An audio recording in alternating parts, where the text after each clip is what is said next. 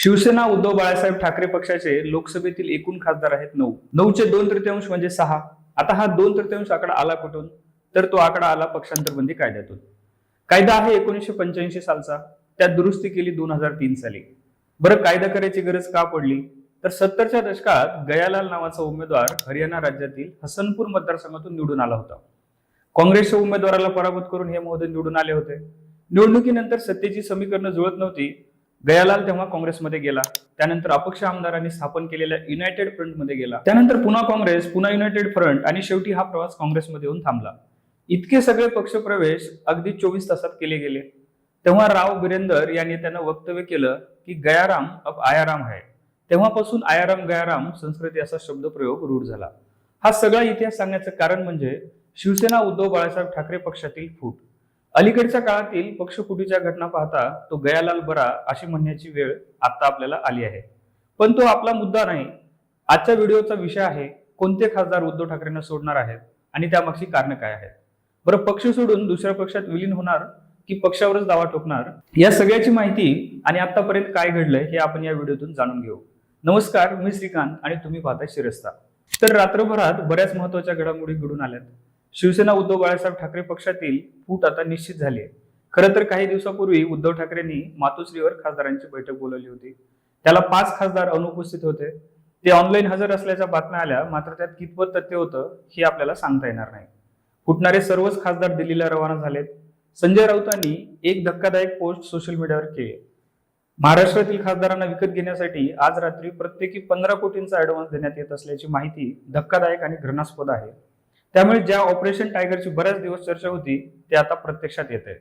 या सगळ्या घडामोडी घडत असताना अरविंद सावंत यांनी लोकसभा अध्यक्ष ओम बिर्ला यांना महत्वाचं पत्र लिहिलंय. अरविंद सावंत हे लोकसभेतील गटनेते आहेत. त्यांचा व्हीप अधिकृत मानला जातो. त्यांनी बिर्ला यांना लिहिलेल्या पत्रात भारतीय राज्यघटनेच्या 10व्या परिशिष्टाचा दाखला देत मागणी केली आहे की पक्षांतर्गत असा कोणता गट पक्षावर दावा करत असेल तर त्याची दखल घेऊ नये. राजकीय पक्ष आणि सभागृहातील पक्ष या 2 वेगळ्या गोष्टी आहेत. केवळ 2/3 ही संख्या पुरेशी नसून राजकीय पक्ष म्हणजे केवळ सभागृहातील पक्ष असं गृहीत धरू नये. तसेच संसदेत शिवसेना उद्धव बाळासाहेब ठाकरे या पक्षालाच मूळ आणि अधिकृत राजकीय पक्ष म्हणून मान्यता दिली जावी. अरविंद सावंत यांनी पत्रात पुढे असंही म्हटलंय की जर भविष्यात एखादा गट किंवा खासदार वेगळ्या मान्यतेसाठी अध्यक्षाकडे गेला तर ठाकरे गटाला आपली बाजू मांडण्याची संधी दिल्याशिवाय कोणताही एकतर्फी निर्णय घेतला जाऊ नये. या पत्रावरून लक्षात येतं की पक्षावर दावा करण्याचा प्रयत्न असल्यास त्याला आतापासूनच कायदेशीर विरोधाला सामोरे जाण्याची तयारी उद्धव ठाकरे यांनी केल्याचं दिसतंय.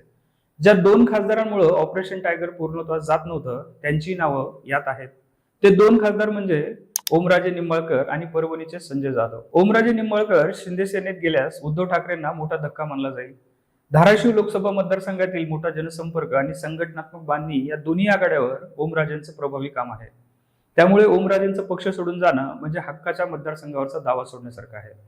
अद्याप ओमराजेंकडून तरी अधिकृत प्रतिक्रिया आली नाही, मात्र त्यांचंही नाव चर्चेत आहे.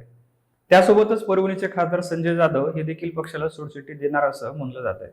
यासोबतच संजय दिना पाटील, भाऊसाहेब वागचौरे, संजय देशमुख आणि नागेश आष्टीकर हे खासदार एकनाथ शिंदे सोबत जातील असा अंदाज वर्तवण्यात येतोय. आता ही फूट झाल्यास शिवसेनेच्या इतिहासात आणखी एका फुटीची भर पडेल. पण यासोबतच पक्षाला केंद्रीय पातळीवर ही फूट मोठं खिंडार पाडेल. दिल्लीतील मागच्या काही दिवसातील घडामोडी पाहिल्या तर आधी आम आदमी पार्टी, त्यानंतर तृणमूल काँग्रेस आणि आता शिवसेना फुटीच्या उंबरठ्यावर आहे.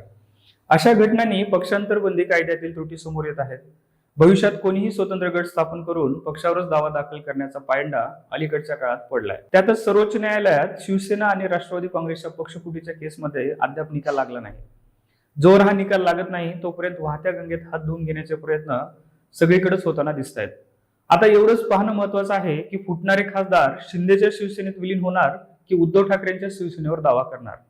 या सगळ्या घडामोडीबाबत तुम्हाला काय वाटतं ते कमेंट करून नक्की कळवा आणि शिरस्ताला आवर्जून सबस्क्राईब करा.